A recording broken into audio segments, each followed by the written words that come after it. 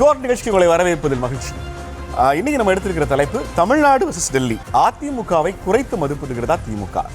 ஓரணியில் தமிழ்நாடு தொடங்கி தமிழ்நாட்டுக்கும் ஒன்றிய அரசுக்கும் தமிழ்நாட்டுக்கும் தேசிய ஜனநாயக கூட்டணிக்கும் தான் சண்டை அப்படிங்கும்போது அதிமுக களத்தில் இருக்காங்களாங்கிற கேள்வி மையமான கேள்வியாக மாறுகிறது. அதிமுகவை குறைத்து மதிப்பிடுகிறதா திமுக? திமுகவிலிருந்து கலைராஜன் அவர்கள் என்ன வணக்கம். அதிமுகவிலிருந்து முன்னாள் சட்டமன்ற உறுப்பினர் முருகுமாறன் அண்ணே வணக்கண்ணே. அரசியல் விமர்சகர் ரவீந்திரன் துரைசாமி அண்ணே வணக்கம். அரசியல் ஆய்வாளர் திரு பெருமாள் மணிகண்டன் வணக்கம். மணி உங்கள்கிட்ட இருந்து ஆரம்பிக்கலாம். இது என்டையர் எலெக்ஷனோட மொத்த ப்ராசஸையுமே திமுக கூட்டணி வெர்சஸ் என்டிஏன்னு கட்டுறது மூலமாக டெல்லின்னு கட்டுறது மூலமாக அதிமுக ஒரு பொருள் கிடையாதுங்க, நாங்கள் நேராக டெல்லியை பார்க்குறோம், பாஜகவை பார்க்குறோம், மோடி அமித்ஷாவை பார்க்குறோங்கிற இந்த பொலிட்டிக்கல் பெர்செப்ஷனுக்குள்ளே இந்த எலெக்ஷனை நிறுத்தணுங்கிற திமுகவோட சக்ஸஸ் ஆகுமா? அது சரியா? இல்லை, அவங்க ரெண்டு காரணத்தினால இதை பண்ணுறாங்கன்னு நான் நினைக்கிறேன். ஒன்று ஐயா மோடி அவர்களுடைய எழுச்சியும் இந்திய அரசியலில் ஐயா ஸ்டாலின் அவர்கள் அதிகாரத்துக்கு வந்ததும் ஒரே இடத்துல தான் நடந்தது. ஐயா ஸ்டாலின் அவர்கள் திமுகவினுடைய தலைவராக இருந்தாலுமே கூட மோடி எதிர்ப்பின் மூலம்தான் அவங்க அந்த எதிர்ப்பை ரொம்ப கூர்மைப்படுத்தி ஆட்சி அதிகாரத்துக்கு அவங்க வருவதற்கு அது பெரிய அளவில் அவங்களுக்கு உதவியாக இருந்தது. அதற்கு பிறகு அது ஒரு காரணம் திமுகவோட பார்வையில். இன்னொரு காரணம் என்டிஏ கூட்டணிக்கு உள்ளே இருக்கக்கூடிய ஒரு விஷயம். ஏன்னா அவங்க திரும்ப ஒரு விஷயம் நடக்குது. பாரதிய ஜனதா அதை என்டிஏ கூட்டணின்னு சொல்கிறாங்க, அனைத்து இந்திய அண்ணா திராவிட முன்னேற்ற கழகம் அது அஇஅதிமுக தலைமையிலான கூட்டணின்னு சொல்கிறாங்க. அப்புறம் இன்னமுமே அது என்டிஏ அரசுங்கிற இடத்துலையே ஐயா அமித்ஷாவும் அந்த மாதிரி தான் பேசுகிறாங்க, ஐயா மோடி அவர்களும் அந்த மாதிரி தான் பேசுகிறாங்க. ஆனால் தமிழக பாஜக தலைவர்கள் அது ஐயா எடப்பாடி தலைமையிலான அரசு அப்படிங்கிறத ஏற்றுக்கொண்டாலுமே கூட தேசிய தலைவர்கள் இன்னமும் அதை பெருசாக என்டோஸ் பண்ணலை. அப்படிங்கிற காரணத்தினால இந்த ரெண்டு காரணங்களால் நாம் இந்த நரேட்டிவில் போகிறது அப்படிங்கிறது தங்களுக்கு உதவியாக இருக்கும் அப்படின்னு நினைக்கிறாங்க. இப்போ இந்த நரேட்டிவை அவங்க எடுக்கிறதன் மூலம் அதிமுகவிற்கான இடத்த அவங்க சுருக்குறாங்க. ஏன்னா ஒரு எதிர்க்கட்சியோடு நீங்கள் உரையாடுறது மோதுறது அப்படிங்கிறது வேற, மத்தியில் ஆளுங்கட்சியாக இருக்கிறவர்களோடு மோதுவது உரையாடுவதுங்கிறது வேற. ஏன்னா அந்த 11 வருஷம் ஆன்டி இன்கம்பன்சிங்கிற கோட்டை உங்களோட 5 வருஷம் ஆன்டி இன்கம்பன்சிக்கு பக்கத்தில் கம்ஃபர்டபுளாக போட்டுக்கலாம். எதிர்க்கட்சியோட மோதுறது உரையாடுறது வேறு. இதில் மூன்றாவது சக்தியாக இருக்கக்கூடிய அல்லது ஒரு புதிய சக்தியாக எழுச்சி பெற்று வரக்கூடிய ஐயா விஜய் அவர்களோட நாங்கள் எந்த விதத்துலையுமே உரையாட மாட்டோம். அப்போ எங்கள் உரையாடல் முழுக்க மத்தியில் இருக்கக்கூடிய, ஏன்னா அந்த ஃபார்முலாங்கிறது அவங்களுக்கு 2021 19 தேர்தலில் பெரிய அளவில் கை கொடுத்துருக்கு, 21 தேர்தலில் கை கொடுத்துருக்கு, பிறகு 24 தேர்தலில் கை கொடுத்துருக்கு. அதனால் 26 தேர்தலையும் தங்களுக்கு கை கொடுக்கும் அப்படிங்கிற மாதிரி ரொம்ப ஸ்ட்ராட்டஜிக்காக அவங்க அதை பண்ணுறாங்க. ஏன்னா இப்போது இதில் ஒரு பிம்பமாக நீங்கள் பார்த்தீங்கன்னா கூட அந்த கருப்பு பலூன்லாம் பறக்க விட்டாங்க இல்லைங்களா, அது எல்லாமே ஒரு ஃபிகரை அந்த எதிர்ப்பை ரொம்ப பிரம்மாண்டமாக காட்டுறது. அப்புறம் ஆட்சி அதிகாரத்துக்கு வந்த பிறகு அந்த எதிர்ப்பை அவ்வளோ கூர்மையாக வைத்து கொள்ளலை என்றாலுமே கூட அந்த மோடி எதிர்ப்பு அப்படிங்கிறத திராவிட முன்னேற்ற கழகம் தொடர்ந்து தமிழக அரசியல் களத்தில் ரொம்ப அப்படி வச்சுக்கிட்டே இருக்காங்க. அதை இந்த தேர்தலில் அவங்க ரொம்ப கூர்மைப்படுத்துவதன் வழியாக நாம் அஇஅதிமுகவோட உரையாடுவதற்கான இடத்தையும் அவங்க தவிர்க்கிறாங்க, தாவேகாவோடு உரையாடுவதற்கான இடத்தையும் தவிர்க்கிறாங்க.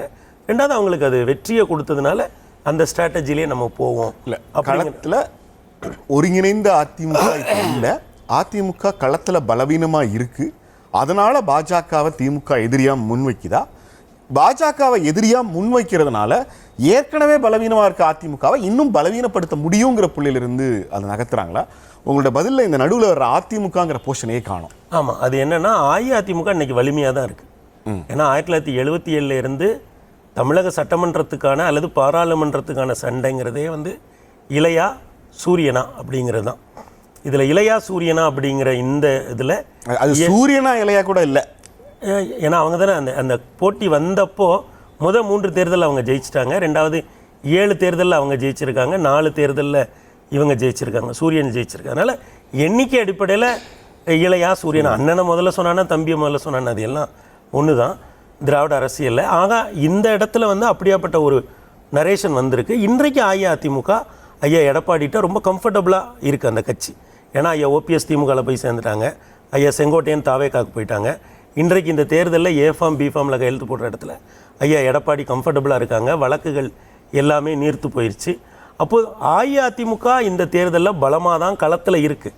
ஆனால் பெர்செப்ஷனில் அந்த இடத்த நம்ம இல்லை அஇஅதிமுக எனக்கு நீங்கள் புரிய வைங்க. 2016 பேரவை தேர்தலில் ஜெயலலிதா அவர்கள் வெற்றி பெறுகிற போது 40%. ஆமாம், 24 அது 20%. அதனால என்ன இப்போ நீங்க அதிமுகவை கம்ஃபர்ட்டா எடப்பாடி வச்சுக்கிட்டாப்ல. ஆமா, தமிழ்நாட்டில் இருந்த அதிமுக இப்ப எம்ஜிஆர் அதிமுக, ஜெயலலிதா அதிமுக, எடப்பாடி அதிமுக, மொதல் 2ல இருந்த அதே வலிமையோட அதிமுக இருக்குன்னு சொல்றாங்க. அஇஅதிமுக இந்த மண்ணை 32 ஆண்டுகள் ஆண்ட கட்சிங்க. இந்த நேரடி கேள்வி, எம்ஜிஆர் அதிமுக, ஜெயலலிதா அதிமுக மாதிரி எடப்பாடி அதிமுக. களத்துல திராவிட முன்னேற்ற கழகத்துக்கு 77 தேர்தலில் என்ன எதிர்ப்பை காட்டியதோ, நீங்க கேட்குற மாதிரியே 89 தேர்தலில், 91 தேர்தலில், 96 தேர்தலில் எப்படி எதிர்த்து நின்றதோ அதே அஇஅதிமுக இன்றைக்கு அதே பலத்தோட 2026 எதிர்த்து நிற்கும்.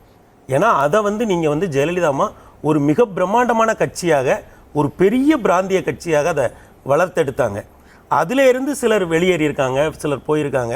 ஆனால் இன்றைக்கு ஐயா எடப்பாடி 4 ஆண்டு காலம் முதலமைச்சர் பதவியிலேருந்து இறங்கும்போது அவரோட மனசில் என்ன இருந்திருக்குன்னா, இந்த கட்சியினுடைய பொதுச் செயலாளராக நம்ம வரணும் அப்படின்னு நினச்சாரு. அந்த இடத்த அவர் இன்றைக்கு அடைஞ்சிட்டாரு.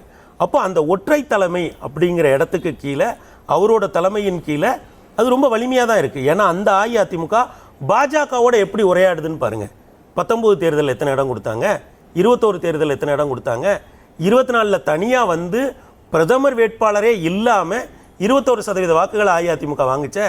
ஒரு புறம் ஐயா நரேந்திர மோடி பிரதமர் வேட்பாளர், இன்னொரு புறம் தமிழ்நாட்டில் மிகவும் கொண்டாடப்பட்ட ஐயா ராகுல் பிரதமர் வேட்பாளர். இந்த 2 பேருக்கும் நடுவில் பெரிய பிரதமர் வேட்பாளரே இல்லாமல் ஐயா எடப்பாடி 21% வாக்குகள் எடுத்தாங்களே. அதே மாதிரி பாஜக கூட அவர் தொடர்ந்து 8 ஆண்டு காலம் உரையாடி இருக்காரு. என்னைக்காவது தொகுதியை அதிகமாக கொடுத்துருக்காரா? இல்லை அந்த எந்த இடத்துலையாவது அவர் தன்னுடைய கொள்கைகளையோ எதையுமே விட்டு கொடுக்காம கட்சி இன்றைக்கு அவரிடம் முழுமையாக இருக்கிறது.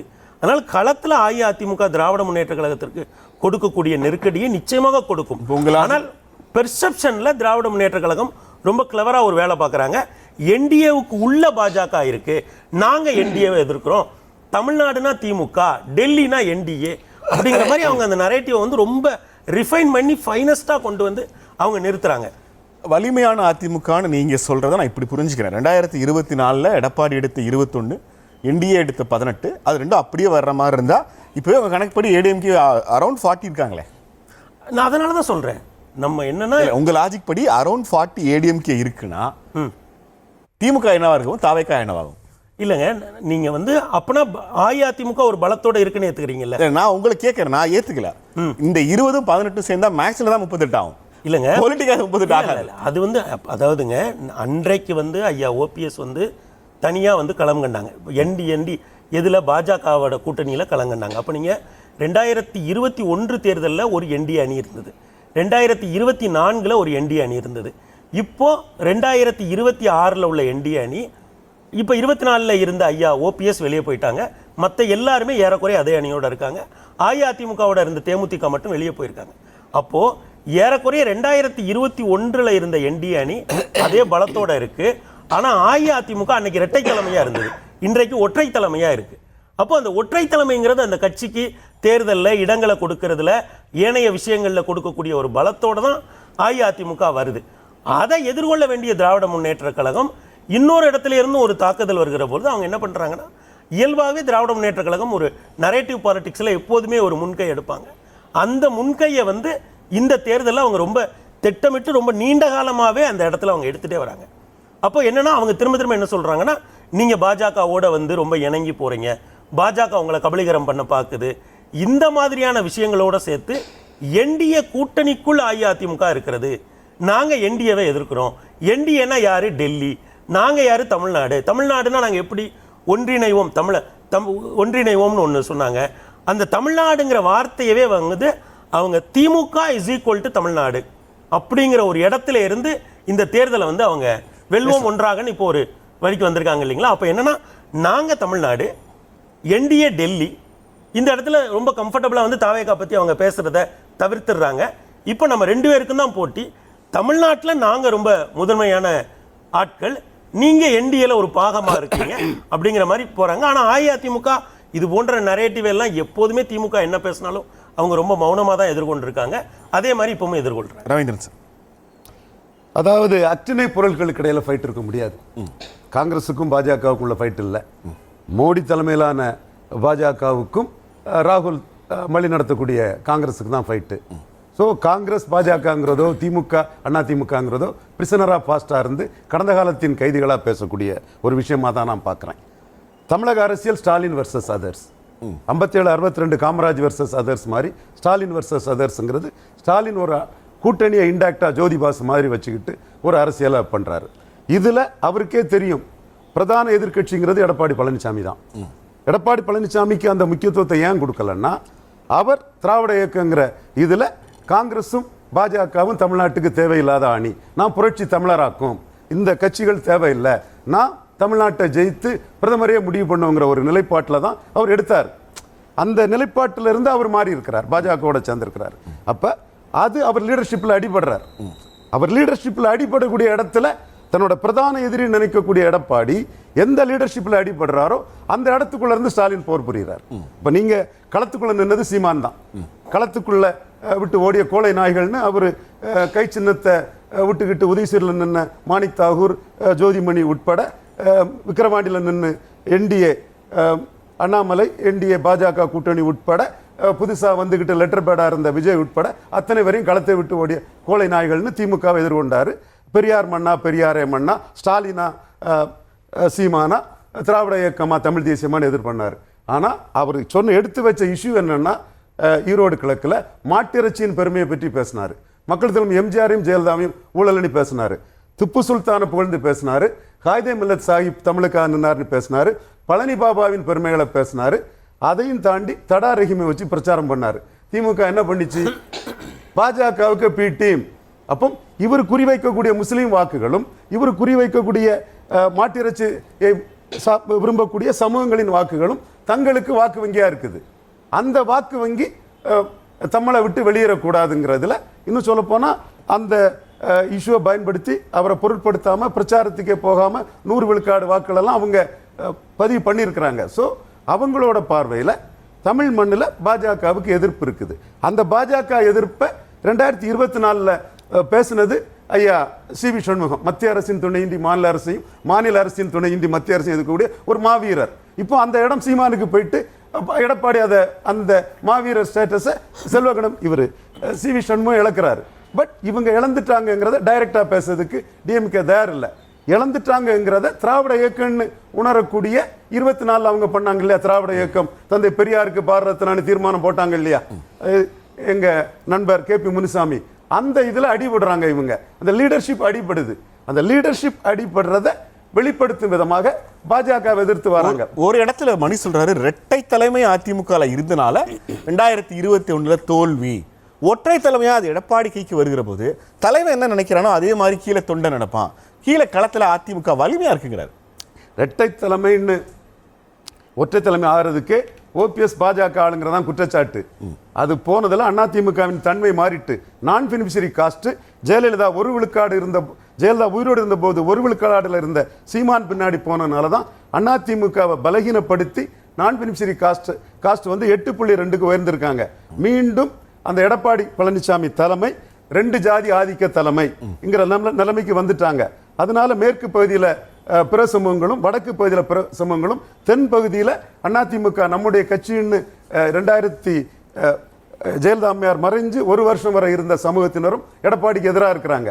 ஸோ இந்த பாதிப்பு எடப்பாடிக்கு 2026 நாம் தமிழர் சீமானால பெரிய அளவு இருக்கும். ஒரு ஆட்சியில் முதலமைச்சராக இருந்து 5 ஆண்டுகள் எதிர்கட்சி தலைவராக நிறைவு செஞ்ச பிறகும் எடப்பாடியை ஒரு கேஸ்ட் நியூட்ரல் தலைவராக நீங்க பார்க்கலையா? இல்லை, அவர் ஜெயலலிதா உயிரோடு இருக்கும்போது நோட்டா கீழே போன நாம் தமிழர் சீமான் கிட்ட 4வது இடம் போயிருக்கிறாரு. அதிமுக ஆட்சி அதிகாரத்துக்கு வந்த புதுச்சேரியில் காசு கொடுக்காம கூட்டணி இல்லாத சீமானு கீழே 4வது பேருக்கு ரெட்டல. எப்படி அவரை காஸ்ட் நியூட்ரல் தலைவராக எடுக்க முடியும்? அப்கோர்ஸ் 20 விழுக்காடுங்கிறது ஒரு பெரிய பகுதியில் தமிழ்நாடு ஃபுல்லாக உள்ள ஒரு தலைவர் தான். ஸ்டாலினுக்கு அடுத்தபடியாக பெரிய தலைவர் தான். பட் ஜெயலலிதா கொண்டு வந்த பேக்கிங் கம்யூனிட்டி, அந்த அரசியலின் விளைவு, அந்த பேக்கிங் கம்யூனிட்டியை சேர்ந்தவங்க ஜெயலலிதாட்ட இருக்கும்போது அடிமையாக இருந்தாங்க. ஜெயலலிதா எப்போ வேணாலும் அவங்கள பொம்மை மாதிரி தூக்கி போடலாங்கிற ஒரு சூழ்நிலை இருந்தவங்க இன்னைக்கு அதிகாரம் மிக்கவர்களாக டாமினேட் பண்ணக்கூடியவர்களாக இருக்கும்போது சோசியோமீட்டரியில் மற்றவங்க வந்து எடப்பாடியால் இவங்களை கண்ட்ரோல் பண்ண முடியாத லெவலில் மற்றவங்க அதில் வந்து ஏலியனேட் ஆகிட்டு இருக்காங்க. அதனால தான் தமிழ் தேசியம் ஜெயலலிதா உயிரோடு இருக்கும்போது 1 விழுக்காட்டில் இருந்தவங்க எடப்பாடியோட நான் பெனிஃபிஷரி காஸ்ட்ல தான் 8.2 வந்திருக்காங்க. களத்தில் எடப்பாடி இல்லாதது அந்த கட்சியால் எடப்பாடி பழனிசாமி பலகீனப்படுவார். நிலைப்பாட்டில் இருந்து மாறினதிலையும் சீமானால எடப்பாடி பலகீனப்படுவார். நான் கற்பனையா சொல்லல, நடந்த விஷயங்களை மையமாக வச்சு என் கருத்தை சொல்றேன். இல்ல, கொங்கு மண்டலத்திலிருந்து ஒரு பெரும் ஆதரவு எடப்பாடிக்கு இருக்கிறனால அந்த பிரச்சனையா, அது தென் மண்டலங்கள் வட மாவட்டங்களில் அவர் எதிர்ப்பு இருக்கனால நீங்க அவர் காஸ்ட் நியூட்ரல் லீடர் இல்லைங்கிறீங்களா? பெரிய காஸ்ட் நியூட்ரல் லீடர் இல்லைனாலும் கூட காஸ்ட் நியூட்ரல் லீடராக இருக்குது மு.க. ஸ்டாலின் தான். நீங்க 71 கலைஞர் தான் காஸ்ட் நியூட்ரல் லீடர். காமராஜ் மிகப்பெரிய தலைவராக இருந்தாலும் அவருக்கு வந்து 67 தோல்விக்கு பிறகு ஜாதிய ரீதியாக ஒரு போலரைசேஷன் வந்தது. அதை கலைஞரே பயன்படுத்தினார். நாடாளுமன்ற தேர்தலில் பொலிட்டிக்கலாக கரெக்டாக தான் பயன்படுத்தினார். அதே ஒரு நெகட்டிவ் போலரைசேஷன் எடப்பாடி பழனிசாமிக்கு கொங்கு மண்டலத்திலும் இருக்குது, வட தமிழகத்திலும் 10.5 இருக்குது. அவரால் அரசியல் ரீதியாக பாதிக்கப்பட்ட சசிகலா, தினகரன், ஓபிஎஸ்ஆல முக்குலத்தோர் பொலிட்டிக்கலி வைப்ரண்ட் கம்யூனிட்டி ஆட்டும் இன்னைக்கு கருத்துருவாக்கத்திலும் ஒரு முக்கிய இடத்தை பெற்ற முக்குலத்தோர் கம்யூனிட்டி இருக்குங்கிறது யதார்த்த உண்மை. இதை நீங்க திராவிடம், திமுக, அண்ணா திமுக ஃபைட் எல்லாம் சொல்றது சமூக நீதிக்கு எதிராக முழு பூசணிக்காய சோத்துல மறைக்கிற செயல். முருகமாறன் வணக்கம். தமிழ்நாட்டில் எலெக்ஷனுங்கிறது திமுகவுக்கு அதிமுகவுக்கும் தான் வழக்கமாக நடக்கும். இந்த மாதிரி தான் அது தமிழ்நாடுக்கும் டெல்லிக்கும் நடக்குது. எப்படி பாக்குறீங்க?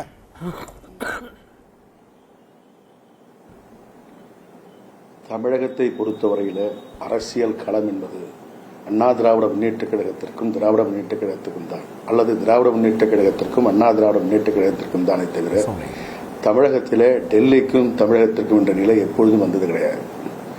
திராவிட முன்னேற்ற கழகம் இன்றைக்கு காங்கிரஸோடு கூட்டணி வைத்திருக்கிறார்கள். காங்கிரஸுக்கு தலைமை என்ன? டெல்லி தான். மார்க்சிஸ்ட் கம்யூனிஸ்ட் கட்சியோடு கூட்டணி வைத்திருக்கிறார்கள், இந்திய கம்யூனிஸ்ட் கட்சியோடு கூட்டணி வைத்திருக்கிறார்கள். அவருக்கு தலைமையகம் எது? டெல்லி தான். இந்தியா கூட்டணியில் ஆம் ஆத்மி கட்சி இருக்கிறது, அவருக்கு தலைமையகம் இது டெல்லி தான். அவர்களும் டெல்லியோடு தொடர்புடையவர்களாகத்தான் இருக்கிறார்கள்.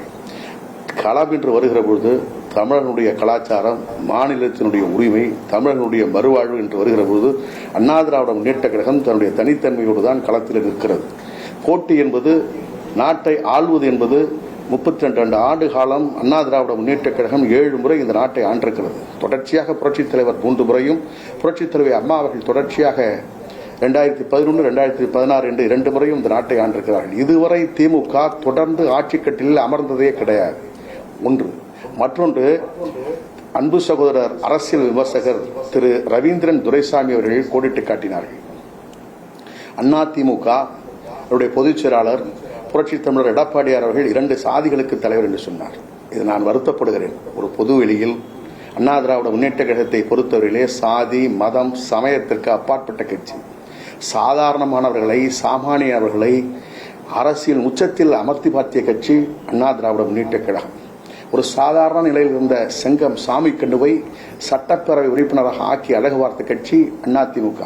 ஒரு சாதாரண தலைமை ஆசிரியருடைய மகனாக இருந்த முருகுமாறனை சட்டமன்ற உறுப்பினராக 2 முறை ஆக்கி பார்த்த கட்சி அதிமுக. புரட்சி தமிழர் எடப்பாடியாரை பொறுத்தவரையில் அவர் ஒன்றும் மிகப்பெரிய தலைவருடைய மகன் அல்ல. இன்றைக்கு திமுகவினுடைய தலைவராக இருக்கக்கூடியவர் முதலமைச்சருடைய மகன், திமுக தலைவருடைய மகன். ஆனால் எடப்பாடியார் அவர்கள் தலைவருடைய மகன் அல்ல. அல்லது அண்ணா திராவிட முன்னேற்ற கழகத்தினுடைய பொதுச் செயலாளராக இருந்த புரட்சி தலைவர் அம்மாவோ அல்லது புரட்சி தலைவர் எம்ஜிஆர் அவர்களாலோ இவர்தான் அடுத்த வாரிசு என்று அடையாளப்படுத்தப்பட்டவர் அல்ல.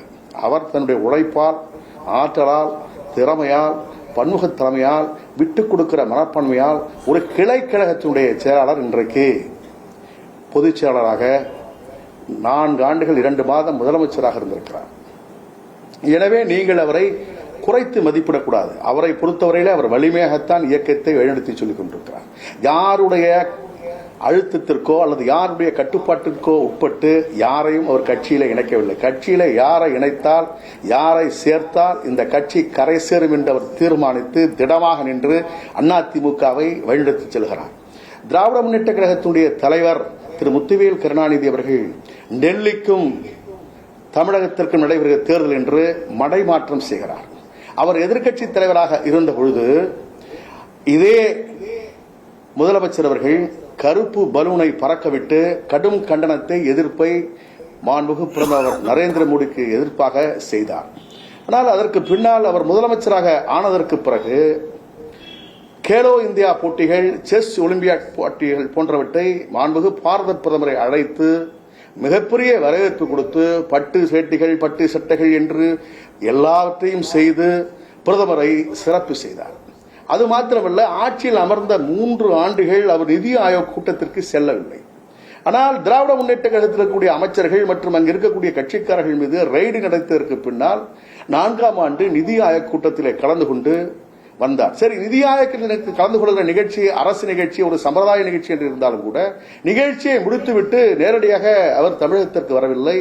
மாலை பிரதமரை சந்தித்து தனிப்பட்ட முறையில் வெண்கொடையை, வெள்ளை கொடியை காட்டிவிட்டுத்தான் தமிழகத்திற்கு வந்தார். அவர்களை பொறுத்தவரையிலே பொது வெளியிலே பேசுவது ஒன்று, வாழ்க்கையிலே பொது இடங்களே நடப்பது ஒன்று. சுயநலம் ஒன்றுதான் திராவிட முன்னேற்ற கழகத்துக்கு. நான் கேட்கிறேன், திராவிட முன்னேற்ற கழகம் எங்களுடைய கூட்டணி இன்றைக்கு அறுதியிட்டு 3வது முறையாக நாளைக்கு பாரத பிரதமர் திருச்சியிலே பேச இருக்கிறார். மதுராந்தகத்திலே பேசிவிட்டார், மதுரையிலே பேசிவிட்டார். 3வது முறையாக நிகழ்வாக நாளை திருச்சியிலே 11ஆம் தேதி பிரதமர் அவர்கள் பேசுகிறார்.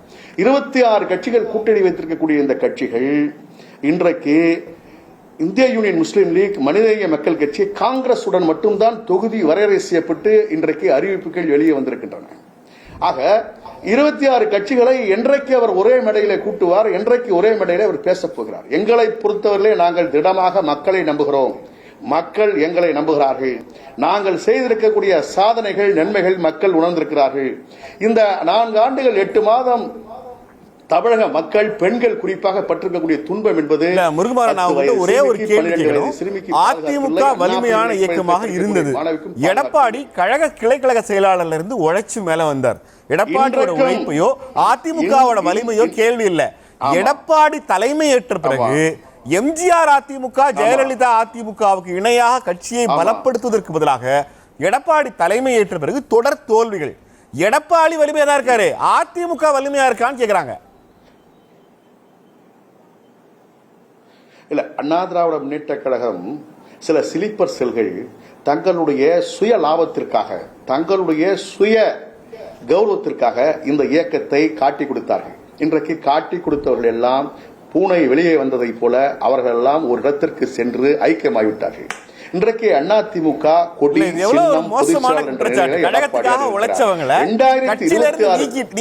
முதல் சுற்றுல சொல்லும் போது யாரையெல்லாம் சேர்த்தால் அதிமுக வலிமை பெறுமோ அவரையெல்லாம் சேர்த்தாங்கன்னு சொல்றீங்க. யாரையெல்லாம் நீங்கள் நீக்கினீர்கள் ஒரு கேள்வி இருக்குல்ல. இன்னைக்கு சசிகலா, ஓபிஎஸ் எல்லாருமே அதிமுகவில் இருந்து நீக்கப்பட்டு வேறு வழி இல்லாத திமுகவுக்கு போறாங்க. ரெண்டு டிஃபரன்ஸ் இல்ல. 2020 இல்ல நான் சொல்ற கருத்து என்னன்னு கேட்டீங்கன்னா, 2021 தேர்தலில் அண்ணா திராவிட முன்னேற்ற கழகம் வெற்றி பெற்றிருக்க வேண்டிய அந்த வெற்றி வாய்ப்பை ஸ்லீப்பர் செல்களாக இருந்து திராவிட முன்னேற்ற கழகத்தோடு உறவு வைத்து எங்களுடைய தேர்தல் உத்திகளை சொல்லி இந்த இயக்கத்தை படுபாதத்திற்கு தள்ளியவர்கள்.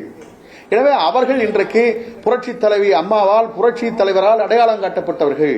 இன்றைக்கு அவர்கள் தங்களுடைய நிலையை மறந்து சென்று விட்டார்கள். இயக்கம் பெரிதென்று நினைத்தவர்கள், இயக்கத்திற்காக உழைத்தவர்கள், இயக்கத்திற்கு தியாகம் செய்தவர்கள், இயக்கத்திற்காக பாடுபட்டவர்களை அதிமுக அரவணைத்துத்தான் வைத்திருக்கிறது. அதிமுக வெளியேறவில்லை. சுயநலத்திற்காக சென்றவர்கள் தான் அதிமுக விட்டு வெளியேறியிருக்கிறார்கள்.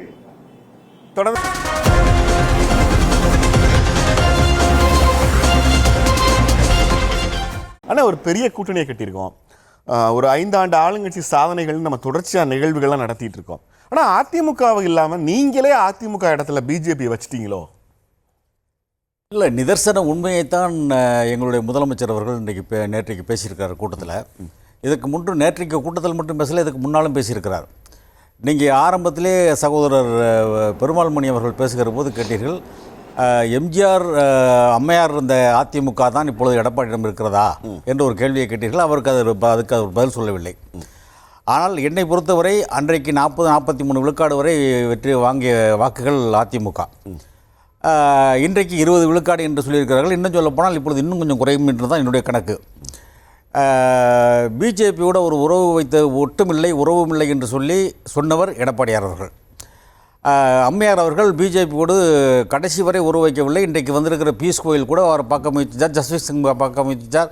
யாரையுமே அவங்க பார்க்காம கம்ப்ளீட்டாக அவாய்ட் பண்ணாங்க. ஆனால் இவர் வந்து இன்றைக்கி ஒட்டுமில்லை உறவுகள்னு சொல்லிட்டு 3ஆம் நாளே திடீர்னு போய் டெல்லிக்கு ஏன் போனார், ஏன் அமித்ஷாவை பார்த்தாரு, அதுக்கு பிறகு ஏன் கட்சிப்பை மூஞ்சில் துறைச்சிக்கிட்டு அப்படியே வெளியே வந்தார், அதுக்கு பிறகு கூட்டணி அறிவித்தார் அப்படிங்கிறது மிகப்பெரிய கேள்விக்குறி இருக்குது. எனக்கு வந்து அவர் வந்து அதில் சரண்டர் ஆகிட்டார். அதிமுகங்கிற மிகப்பெரிய வலிமையான கட்சியை வந்து இன்றைக்கி தீர்மானிக்கிற இடத்துல இருப்பவர்கள் அமித்ஷா போன்றவர்கள் தான் இருக்கிறார்கள். அம்மையார் அவர்கள் இருந்தால் பிஜேபி இப்படி ஒரு வேலையை செய்யாது என்பதை உணர்ந்து நான் சொல்லுகிறேன். அன்றைக்கு இருந்த அதிமுக அல்ல இன்றைக்கு இருப்பது. இரண்டாவது, வலிமையாக இருக்கிறது என்று சகோதரர் முருகமாறன் அவர் சொன்னார்கள். எந்த அளவுக்கு வலிமையாக இருக்கிறது என்பதை நீங்கள் ஏற்கனவே சொன்னீர்கள். கிட்டத்தட்ட 7 தொகுதிகளில் நாடாளுமன்ற தேர்தலில் டெபாசிட் போயிருக்கிறது. 4ஆம் இடத்துக்கு வந்திருக்கிறது கன்னியாகுமரி மாவட்டத்திலே. இப்படிப்பட்ட நிலையெல்லாம் எம்ஜிஆர் அவர்கள் இருக்கிற போதும் அம்மையார் அவர்கள் இருக்கிற போதும் வந்ததில்லை. அது ஒரு நீங்கள் உதாரணத்துக்கு எடுத்துக்கணும். அதே மாதிரி வந்து இவங்க வந்து இப்போ அதே மாதிரி நிறைய பேர் போயிருக்கிறாங்க, வெளியில் போயிருக்காங்கிறப்ப ஓபிஎஸ்ஸாக இருக்கட்டும் மற்றவங்களாக இருக்கட்டும் யாராக இருந்தாலும் இவங்க போனவர்கள்ங்கிறப்ப ஒரு உதாரணத்துக்கு சொல்லணும்னா இப்போ இவர் ஓபிஎஸ் வந்து ராமநாதபுரத்தில் 3 லட்சம் ஓட்டு வாங்கினார். அது மாதிரி பிரிந்து சென்றவர்கள் எத்தனை பேர் போயிருக்கிறாங்க, அவங்க பின்னாடி எத்தனை பேர் இன்றைக்கு பிரிந்து போயிருக்கிறார்கள் வந்து அது வந்து என்னென்னா அதிமுகவில் இருந்தவர்கள் அதிமுகவை விட்டு சென்றுகிற போது அந்த ஓட்டு சிதைவு ஏற்படுகிற போது அந்த சிதைவு நிச்சயமாக அதிமுகவுக்கு வீக்காக தான் போகும். இல்லை, நீங்கள் எப்படி நான் எடப்பாடியை வந்து அமித்ஷா கண்ட்ரோலில் வச்சுருக்காருன்னு எதை வச்சு சொல்லி இதுவரையில் சொல்கிறாங்க. ஒரு கூட்டணியை பற்றி பேசுகிறாங்க. இப்போ முருகமான சொன்னார் 3 கட்சியை தான் இவங்க இதுவரையில் பேசி முடிச்சிருக்காங்கன்னு சொல்கிறாரு. நான் சொல்கிறேன், நீங்கள் எந்த கட்சியோட பேசி முடிச்சிருக்கீங்க இதுவரையிலும்? பேச முடிக்க முடியலையே. பேச்சுவார்த்தைக்கு நியமிக்கப்பட்டிருப்பவர் பீஸ் கோயல், அவர் வந்து இங்கே பேச முடியலை. பேசி முடிவெடுக்க முடியாத காரணத்தினால் இன்றைக்கு தேசிய ஜனநாயக கூட்டணி என்பது அமமுகவினுடைய பொதுச் செயலாளர் டிடிவி தினகரனோடு அவங்க தான் பேசுகிறாங்க. பீஸ் கோயல் தான் பேசுகிறாரு. எடப்பாடி அவர்கள் பேச ஜெல் ஆகலை. நீங்கள் ஜெல் ஆகலை தான் நான் என்ன சொல்கிறேன். இவங்க பண்ணலை அப்படிங்கிறப்ப இதனால தான் இவர் என்ன பண்ணுறாரு, பேச்சுவார்த்தை சுமூகமாக நடக்கவில்லை என்று சொன்னவுடன் டெல்லிக்கு போகிறார் அமித்ஷாவை பார்க்க. ஏன் போகிறாருன்னு அப்போ சொன்னப்போ அவங்க ஒரு துணை குடியரசுத் தலைவர் கிடைத்திருக்கிற செய்தி, அதிமுகவினுடைய முன்னாள் பொதுச் செயலாளர் சசிகலா தைலாபுரம் சென்று டாக்டரை சந்தித்திருக்கிறார்னு ஒரு தகவல் வந்திருக்கு. அது வந்து அது ஒரு பிரிவாக இருக்கலாம், அது ஒரு பக்கம் இருக்குது. இன்னும் அவங்க சொல்கிற மாதிரி திருமதி சசிகலா அம்மையார் தான் அவர் எடப்பாடி அவர்களை முதலமைச்சராக ஆக்கினார். ஊரறிந்த விஷயம். அவருக்கு அவர் என்ன முக்கியத்துவம் கொடுத்தார், அவருக்கு என்ன அளவுக்கு அலட்சியப்படுத்தினார் என்பதெல்லாம் ஊர் பார்த்து கொண்டிருக்கிறது. இப்படிப்பட்ட அலட்சியப்படுத்தப்பட்ட நிகழ்ச்சியிலெல்லாம் ஒரு தலைமை ஏற்றுக் கொண்டிருப்பவர் வந்து சரியில்லை. அது வந்து எனக்கு சொல்லுங்கள், எடப்பாடி பழனிசாமியிடம் அதிமுக இருக்கிறது, அது ஒரு வலிமையான இயக்கம். நமக்கு 2029 எம்பிஸ் வேணும், அதனால அதிமுகவோட கூட்டணி வைக்கணும்னு அமித்ஷா விரும்புகிறார் அப்படின்னா, ஒரு தேசிய கட்சி 3 முறை ஆளுங்கிட்டு இருக்காங்க, அவங்க அதிமுக விரும்புகிறாங்கன்னா அப்போ அதிமுக களத்தில் வலிமையாக இருக்குன்னு தானே அர்த்தம்? வலிமையாக இருக்குன்னு சொல்ல முடியாது. இப்போ நீங்கள் பார்த்தீங்கன்னா கடந்த தேர்தலில் 18% பிஜேபி வாங்கினுச்சு, 20% ஏடிஎம்கே வாங்கினுச்சு. ஏடிஎம்கே வந்து 50% அம்மாவும் அம்மையாரும் எம்ஜிஆர் இருந்த வாங்கின ஓட்டில் 50% தானே இப்போ வச்சுருக்காரு. இப்போ அதுவும் இன்னும் குறையுமே. இப்போ சொன்ன மாதிரி அண்ணன் ரவீந்திரன் சொன்ன மாதிரி கொங்கு மண்டலத்தையும் வட மாநிலத்தின் மாவட்டங்களை மட்டும் வந்து அதிமுக இருந்தால் போதுமா? அதிமுக என்பது எல்லா கட்சிக்கும் எல்லாருக்கும் பொதுவான இயக்கமாக இருந்தது. நான் ஒரு குறிப்பிட்ட ஜாதிக்கு ஒரு சொந்தமாக ஏற்பட்டது நான் சொல்லவில்லை. அப்படி பேசுகிற அளவிற்கு இன்றைக்கு வைத்து விட்டார் எடப்பாடி என்பதுதான் என்னுடைய குற்றச்சாட்டு. ஆனால் 21ஐயும் 18ஐயும் கூட்டினா 39 வருதுனே. அது கூட்டினா அந்த அளவுக்கு நாடாளுமன்ற தேர்தலில் வந்து பிஜேபிக்கு மோடி பிரதமராக வர வேண்டும் என்று வாக்களித்தவர்கள் இப்பொழுது சட்டமன்றத்துக்கு அப்படி வாக்களிக்க மாட்டார்கள். நீங்கள் என்ன சொல்ல வரீங்க? நீங்கள் என்ன சொல்ல வரீங்கன்னா, மோடி பிரதமராகணும்னு ஓட்டு போட்டவங்க எடப்பாடி முதலமைச்சர் ஆகணும்னு ஓட்டு போட மாட்டாங்க. நான் சொல்கிறேன், எடப்பாடி முதலமைச்சராக வர வேண்டும் என்று வாக்களித்து அவர் முதலமைச்சராக வரவில்லை. அம்மையார் அவர்கள் முதலமைச்சராக வர வேண்டும் என்று தான் வாக்களித்தார்கள். அதற்கு பிறகுதான் ஒரு 4 வருஷம் 2 மாதம் உங்கள் அம்மா இறந்து போன பிறகுதான் வந்தார் ஒழிய, அதற்கு பிறகும் அவர் சந்தித்ததில் அவருக்கு மிகப்பெரிய வெற்றி வாய்ப்பு தரவில்லை, அவரை முதலமைச்சராக்கவில்லை.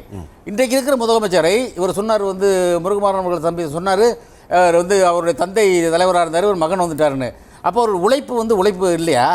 நாங்கள் சொல்கிறது வந்து அவர் பாரம்பரியமாக வாரிசு ரீதியாக வர்றாருன்னு ஒரு சொல்கிறாங்க, குற்றச்சாட்டு சொல்கிறாருங்கிறப்ப வாக்களிக்கிறது யார்? மக்கள் தானே. அந்த மக்கள் அதை அங்கீகரித்து வாக்களிச்சிருக்காங்கல்ல. அப்போ அங்கீகரித்து வாக்களித்த பிறகு அதை நீங்கள் கொச்சப்படுத்தலாமா? அதை நீங்கள் கொச்சப்படுத்தக்கூடாது. மக்களால் அங்கீகரிக்கப்பட்ட ஒரு தலைவராக இருந்த பிறகு அவரை வந்து தந்தை வெளியில் வந்தார் என்று சொல்வதும், இவர் விவசாயிகளுடைய மகன் என்று சொல்வதும், இது அவர் தலைமை ஆசிரியருடைய பையன், நான் ஒரு ஆசிரியர் பையன் தான். அதனால் வந்து அது வேறு விஷயம். மக்கள் அங்கீகரித்த பிறகு நீங்கள் வந்து அதை குறை சொல்வது தவறு. எம்ஜிஆரின் வாரிசுன்னு சொல்லியும் ஜானகியை ஏற்றுக்கல, வாரிசு இல்லைன்னு சொன்ன பிறகு ஜெயலலிதாவை ஏற்றுக்கிட்டாங்க. இது எடுத்துக்காட்டு உங்களுக்கு. அப்படிங்கிறப்ப அது வந்து மக்கள் வந்து தீர்மானிக்கிறது தெளிவாக இருக்காங்க, அதில் தீர்மானிக்கிறாங்க. அப்புறம் வந்து கருப்பு கொடி காமிக்கிறது வந்து மோடிக்கு கருப்பு கொடி காமித்தார் இவர், இல்ல கருப்பு கொடி காட்டுனீங்க புரிஞ்சுக்க முடியுது. நீங்க வெண்சாமரம் வீசுனீங்க, வெள்ளை கொடி காட்டுனீங்க. வெண்சாமரம்லாம் இல்லைங்க. ஒரு பிரதமரை போய் ஒரு முதலமைச்சர் பார்க்கறது வந்து எங்களுக்கு தேவையான நிதிகள் இருக்குங்க. கொடுக்க வேண்டிய நிதிகள்லாம் கொடுக்கவே இல்லை. சமுத்திர சிக்ஷான் அபியான்னு சொல்லி இந்த கல்வி நிதி, குடிநீர் நிதி, எந்த நிதி பேரிடர் நிதி எதுவுமே எங்களுக்கு தள்ளுங்கிறப்ப ஒரு முதலமைச்சர் கடிதம் மட்டும் எழுதினா போதுமா அப்படின்னு இவங்க கேட்குறாங்க கேள்வி. அதனால நேரடியாக போய் பார்த்துட்டு வருவோம் அப்படின்னு சொல்லி போய் அந்த பிரதம அமைச்சரை பார்க்கறது அவருடைய கடமை. அதை போய் பார்க்குறவர், அதை குற்றம் சொல்ல முடியாது. அதை கருப்பு கொடி காமிக்க வேண்டிய இடத்துல கருப்பு கொடி காமித்தார்கள், இல்லை என்று சொல்லவில்லை. இது இன்றைக்கு புதிதல்ல. திராவிட முன்னேற்ற கழகம் பிரதமர் நேரு அவர்கள் இருக்கும்போதே அவர் வருகிற போது இந்தியை திணிக்க முயற்சித்தார் என்பதற்காக கருப்பு கொடி காண்பித்த இயக்கம் இந்த திமுக. அது புதுசாக நேருவுக்கு காமிச்சவங்க மோடிக்கு காமிக்கிறது புதுசு கிடையாது. அது எங்களுடைய எதிர்ப்பை காண்பிப்பதற்கு கருப்பு கொடியை நாங்கள் பயன்படுத்துவோம். அப்போது அதே மாதிரி நீங்கள் சொன்னீங்க தந்தை பெரியாருக்கு வந்து பாரத ரத்னா விருது வழங்கணும்னு சொல்லி KP முனுசாமி அவர்கள் சொன்னார். அவர் யார்? அந்த கட்சியினுடைய துணை பொதுச் செயலாளர். அப்படி இருக்கிறவர் சொன்னவர் இன்றைக்கு அவங்க தேசிய ஜனநாயக கூட்டணி பொதுக்கூட்டத்திலே மோடி தந்தை பெரியாருடைய படத்தை நீக்கிவிட்டார்கள். அதை எடப்பாடி கண்டித்தாரா? எங்களுடைய ஆணிவர் யார்? திராவிட இயக்கத்துக்கு ஆணிவர் தந்தை பெரியார். அவருடைய பேர் அந்த படத்தை கூட வைக்க மறுக்கிறீர்களே, இதை நீங்கள் வைக்க வேண்டும் என்று சொல்லி வர அழுத்தம் கொடுக்க முடிஞ்சதா? கொடுக்க முடியவில்லை. அப்படிங்கிறப்ப இவங்களுக்கு என்ன ரைட்ஸ் இருக்குது? இவங்களால் பேசவே முடியலைங்கிறப்ப அதுக்கு தான் நாங்கள் என்ன சொல்கிறோம், நீங்கள் பிஜேபிக்கு அடிமையாக போய்விட்டீர்கள், எனவே உங்களை காப்பாற்றிக் கொள்ளுங்கள் என்று எங்கள் முதலமைச்சர். நீங்கள் பார்த்தீங்கன்னா அவருடைய பேச்சில் வந்து அதாவது ஆணவம் இல்லை. இந்த மீட்டிங்கில் பார்த்தீங்கன்னா அவர் பேச்சில் வந்து ஒரு ஆணவமே இல்லை. நீங்கள் வந்து அழுத்தம் கொடுத்தாரு. என்ன அழுத்தம் கொடுத்தாருன்னா, இன்னும் சொல்ல போனால் அட்வைஸ் பண்ணார். நீங்கள் கட்சியை வந்து திராவிட இயக்கம்னு சொல்லிட்டு இருக்க, இந்த கட்சியை காப்பாற்றிக்கிங்க, பாஜக உங்களை விழுங்க பார்க்குது அப்படின்னு சொல்கிறாரு. உடனே இவர் வந்து ஓனாய் அழுவுது, இது ஆடு நினைதுன்னு ஓனாய் அழுவுது அப்படின்னு இவர் சொல்கிறாரு. உண்மையை சொன்னால் உங்களுக்கு ஏன் வலிக்குது? நான் அவர் தப்பாக கடுமையான வார்த்தையை பயன்படுத்தினாரா? கடுமையான சொல்ல பயன்படுத்தி அந்த மாநாட்டில் பேசியிருந்தாருன்னா விமர்சித்தாரா நீங்கள் சொல்லலாம். ஒரு முதலமைச்சர் இப்படி பேசலாமான்னு கேட்கலாம். மிகவும் அருமையாக பொருள் புரிந்த வார்த்தைகளை, பொறுமையான வார்த்தைகளை சொன்னார் ஒழிய கொடுமையான வார்த்தைகளை பயன்படுத்தவே இல்லை. அப்படிங்கிற போது இவர் ஏன் கோவப்படுகிறார் எடப்பாடி என்பது? நீங்கள் உங்களை காப்பாற்றிக் கொள்ளுங்கள், அதிமுக என்கிற இயக்கத்தை, திராவிட இயக்கத்தை நீங்கள் காப்பாற்ற வேண்டிய பொறுப்பும் கடமையும் உங்களுக்கு இருக்கிறது என்று முதலமைச்சர் அவர்கள் சொன்னார். அட்வைஸ் அது தப்பா? இல்ல, நீங்க ஒரு தரப்பு அதிமுகவை பாஜகவிடமிருந்து காப்பாற்ற போடுகிறது. ஆமா. இன்னொரு தரப்பு அதிமுகவை எடப்பாடியிடமிருந்து காப்பாற்ற போடுகிறது. ஒரே இடத்துல இந்த ரெண்டு எப்படி நடக்கும்? ஆமா, அதுதான் அவர் வந்து அவரிலிருந்து போன ஸ்லீப்பர் செல் அப்படின்னு சொன்னார். ஸ்லீப்பர் செல்லாம் கிடையாது. அவர் யாரை அரவணைத்தார்? நீங்கள் அருமையாக கேள்வி கேட்டீங்க. அவர் கட்சி விட்டு நீக்கிட்டாரு, கட்சியில் சேர்க்கவே மாட்டேன்னு சொல்கிறாரு. அப்படி சேர்க்கவே மாட்டேன்னு எல்லாரையும் நீக்கிக்கிட்டே இருந்தாங்க. அப்புறம் எப்படி அவங்க என்ன பண்ணுவாங்க? நாதிட்டு போய் தெருவில் நிற்பாங்களா? அதனால தான் வேறு வழி இல்லாமல் அவங்க சசிகலா அம்மையார் ஒரு கட்சி ஆரம்பிக்கிறாங்க. OPS இப்போ இன்னைக்கு திமுக வந்திருக்காரு, வைத்திலிங்கம் திமுக வந்திருக்காரு. அதே மாதிரி வந்து தினகரன் அவர் ஒரு கட்சி ஆரம்பிச்சிருக்காரு, TTV. வேறு வழி இல்லை அவங்களுக்கு. எப்படி நம்ப முடியும்? நீங்கள் எல்லாரையும் சேர்க்கணும்னு சொல்லி தானே ஒன்றிணைப்போம் என்று குழு போட்டாங்கல்ல, அதை ஏற்றுக்கிட்டார் எடப்பாடி அவர்கள். இந்த கட்சியை வலிமைப்படுத்தணும்னா ஏற்றுக்கணுமா இல்லையா? அதை அப்புறம் ஏற்றுக்கல. அவருக்கு தேவை அழகாக ரவீந்திரன் சொன்ன மாதிரி பொதுச் செயலாளர்ங்கிற பதவி அவருக்கு இருந்தால் போதும். அப்போ அதிமுக வெற்றி பெறலைங்கிற பற்றிலாம் அவர் கவலை இல்லை. அதனால தான் நாங்கள் சொல்கிறோம், போட்டி என்பது தமிழ்நாடுக்கும் டெல்லிக்கும் தான். தமிழ்நாடு vs டெல்லி அதிமுகவை குறைத்து மதிப்பிடுகிறதா திமுக? முருகமாறன் நிறைய விஷயங்களை கலைராஜன் அண்ணன் முன் வச்சிருந்தாரு, உங்க பதில் சொல்லலாம். அண்ணன் திரு VP கலைராஜன் அவர்கள் கேட்டார்கள், புரட்சித் தலைவர் MGR, புரட்சித் தலைவர் அம்மா இருந்த அதிமுக இன்று இல்லை என்று அவர் சொன்னார். அது 100% உண்மை. அதை நான் ஏற்றுக்கொள்கிறேன். என்ன காரணம் என்று சொன்னால், புரட்சித் தலைவர் MGR அம்மா இருந்தபோது அண்ணன் VP கலைராஜன் அதிமுகவில் இருந்தார். இன்றைக்கே அவர் அதிமுகவில் இல்லை. இவர்கள் 20 இருக்கின்ற போது OPS அதிமுகவில் இருந்தார். இன்றைக்கு அவர்கள் இல்லை. எனவே அவர் சொல்லுகின்ற கருத்து என்பது உண்மைதான். அதில் எனக்கு மாற்று கருத்து இல்லை. ஆனால் முதலமைச்சரை பொறுத்தவரையில் அன்றைக்கு கரூர் மாவட்டத்திற்கு அவர் எதிர்க்கட்சியாக இருந்தபோது செந்தில் பாலாஜியை கடுமையாக விமர்சித்தார். மணல் கடத்தல் மாஃபியாவுடைய தலைவர் செந்தில் பாலாஜி என்று சொன்னார். இவர் கிட்டக்கு முதலமைச்சர் ரேசில் இருந்தார் என்று சொன்னார். இன்றைக்கு அதிமுகவில் இருந்தால் அவர் சமூக விரோதி என்றும், திமுகவில் இணைந்தால் அவர்களை மனித புனிதர்கள் என்றும் இன்றைக்கு தமிழ்நாட்டினுடைய முதலமைச்சர் அரவணைக்கிறார். ஆனால் VP கலைராஜன் அண்ணனை பற்றி தமிழகத்தின் முதலமைச்சர் எந்த இடத்திலும் எந்த கருத்தும் சொல்லவில்லை. ஆனால் OPS அவர்களை பற்றி வெறுமனே கிடக்கக்கூடிய நாற்காலிகளை பற்றி பேசக்கூடியவர்கள் எல்லாம் தமிழ்நாட்டில் தலைவர் என்று நினைத்துக் கொண்டு வருகிறார்கள் என்று OPS-ஐ விமர்சனம் செய்தார். இன்றைக்கு OPS-ஐ மனித புனிதர் என்று திராவிட முன்னேற்ற கழகத்தினுடைய தலைவர் முதலமைச்சர் சொல்லுகிறார்.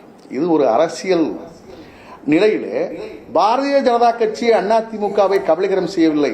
அதிமுகவிலிருந்து வரக்கூடியவர்களை அரவணைத்து அதிமுகவை கபலீகரம் செய்வதற்கு திமுக கடும் முயற்சி எடுக்கிறது. இல்ல முதுமாறன், நான் சொல்றேன், புரிதலுக்காக கேட்கிறேன். இல்ல புரிதலுக்காக கேட்கிறேன். இப்ப அதிமுகவிலிருந்து திமுகவுக்கு வந்தவர்கள்ங்கிற புள்ளியில மற்ற எல்லோரையும் விட கலைராஜன் வந்து முன்னாடி வந்திருக்கார். இன்றைக்கும் கலைராஜன் தமிழ் திமுகவினுடைய முக்கிய தலைவர்கள் ஒருத்தராக இருக்கிறார், நம்மோடு பேசிக் கொண்டிருக்கிறார். அது கபலீகரம்ங்கிறது அதிமுகவிலிருந்து திமுகவுக்கு வந்து காணாமல் போவதில்லையே, அதிமுகவிலிருந்து திமுகவுக்கு வந்து அதே மதிப்போடு தொடர்வது தானே. அப்படி பார்க்கும்போது இன்னும் சொல்ல போனா அந்த கலைராஜன் பீரியட்ல இருந்து ஆரம்பிச்சு பார்த்தா அப்போதே அதிமுகவினுடைய சரிவு கொஞ்சமா நடந்துட்டு இருக்கேன். இல்ல நீங்க சொல்லக்கூடிய கருத்து சரி. அண்ணன் விபி கலைராஜன் அவர்கள் மீது எனக்கு தனிப்பட்ட முறையில் ஒரு பேரன்பு உண்டு. அவர் மீது அவரை எனக்கு ரொம்ப பிடிக்கும். ஆனால் அவர் இயக்கத்திலே சேருகிற பொழுது அவரை பற்றி அல்லது இயக்கத்துக்கு சேருவதற்கு முன்பாகவோ திராவிட முன்னேற்ற கழகத்துடைய தலைவர் அவரை பற்றி எந்த விமர்சனம் வைக்கவில்லை. இன்னும் சொல்ல போனால் டி நகரிலே 2 முறை அவர் சட்டமன்ற உறுப்பினராக இருந்தார், மாவட்ட செயலாளராக இருந்தார். அவரை பற்றி அவர் எந்த விமர்சனம் வைக்கவில்லை. விமர்சனம் வைத்தது செந்தில் பாலாஜி அவர்கள் மீது விமர்சனம் வைத்தார், ஓபிஎஸ் அவர்கள் மீது விமர்சனம் வைத்தார். இதுபோன்று விமர்சனம் வைத்தவர்களை எல்லாம் அதிமுக இருக்கின்ற பொழுது விமர்சனம் வைத்துவிட்டு இன்றைக்கு அவர்கள் எல்லாம் மனித புனிதர்களைப் போல, மக்களுக்கு உழைக்க வந்தவர்களைப் போல அவர்கள் சொல்லுகிற அந்த அரங்கேற்றுகிற நிகழ்வு என்பது அதிமுகவை கபலீகரம் செய்வதற்கு திமுக தான் இன்றைக்கு துடியாக துடித்துக் கொண்டிருக்கிறது. வேலி நனைகிறது என்று ஓனான் கவலைப்பட்டதை போல முதலமைச்சர் இன்றைக்கு கவலைப்பட்டுக் கொண்டிருக்கிறார். எங்களை பொறுத்தவரையில பாரதிய ஜனதா கட்சியை கண்டு ஏன் முதலமைச்சர் அச்சப்படுகிறார்? தமிழ்நாட்டு மக்கள் மீது அக்கறையால் ஏற்படும் அச்சம் அது. தமிழ்நாட்டு மக்களின் மீது ஏற்படக்கூடிய அச்சம் அல்ல. அதிமுக பாஜக கூட்டணிக்கு ஆட்சிக்கு வந்தால் ஊழலில் திளைக்கும் தன் குடும்பத்தினரும் அமைச்சரும் கூண்டோடு சிறைக்கு செல்ல வேண்டும் என்கின்ற அச்சம் முதலமைச்சரை வாட்டி வதைக்கிறதாகவே நான் கருதுகிறேன். பாஜக புடிச்சு 4 அமைச்சர்களை உள்ள போட வேண்டியதானே, ஏன் வெயிட் பண்ணிட்டு இருக்கீங்க? இதே அடுத்த முறை தான் வந்து செய்யணும். தமிழகத்திலே ஆட்சி மாற்றம் ஏற்படும். தமிழகத்திலே ஆட்சி மாற்றம் ஏற்படும். 2026 அண்ணன் கலைராஜ் அவர்களுடைய ஆசை நிறைவேற்றப்படும். அதிமுக அறுதி பெரும்பான்மை வாக்குகளை பெற்று என்ற வரலாற்றை படைக்கும்.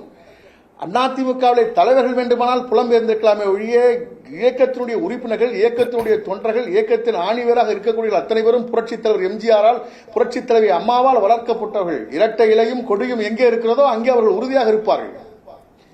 எடப்பாடி பேரை சொல்ல மாட்டேங்கிறீங்களே. எம்ஜிஆர், ஜெயலலிதா, ரெட்டையில இந்த 3 அதிமுகவோட சொத்து. இந்த 3ம் அதிமுக உருவாக்கி இருக்கிறது. எடப்பாடி பழனிசாமி தலைமை. அது என்ன வலிமை? இல்ல இன்றைக்கு புரட்சித் தலைவர் எம்ஜிஆர், புரட்சித் தலைவி அம்மா, பிறகு புரட்சி தமிழர் எடப்பாடியார், இந்த இருவரும் விட்டு சென்ற பணிகளை 4 ஆண்டுகள் 2 மாதம் ஆட்சி இன்றைக்கு முடிந்துவிடும், நாளைக்கு முடிந்துவிடும், இப்போது முடிந்துவிடும் என்று சொன்ன ஆட்சியை 4 ஆண்டுகள் 2 மாதம் காப்பாற்றி ஒரு எளிய மனிதர், சாமானியர், ஒரு விவசாயியுடைய மகன் இன்றைக்கு இந்த கட்சியை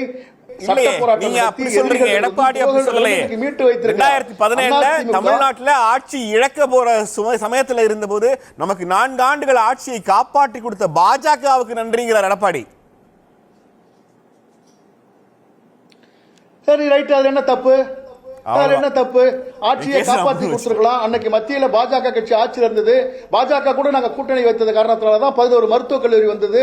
பாஜக கூட கூட்டணி வைத்ததாலதான் இன்றைக்கு மத்திய ரயில்வே நிலையத்துக்கு புரட்சித் தலைவர் எம்ஜிஆர் பேர் வந்தது. அவர்களோட தமிழ்நாட்டுக்கு பயன்தானே ஒழிய என்ன தீமை?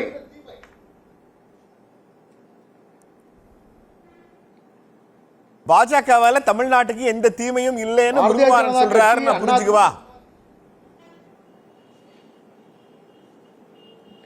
பாரதிய ஜனதா கட்சியை பொறுத்தவரையில அவர்கள் இன்றைக்கு தமிழகத்தை மிகவும் நேசிக்கிறார். பிரதமர் மிகவும் நேசிக்கிறார். தமிழ்நாட்டு மக்களுடைய நலன்களில் பெரும் அக்கறை கொண்டவராக பாரத பிரதமர் விளங்குகிறார்.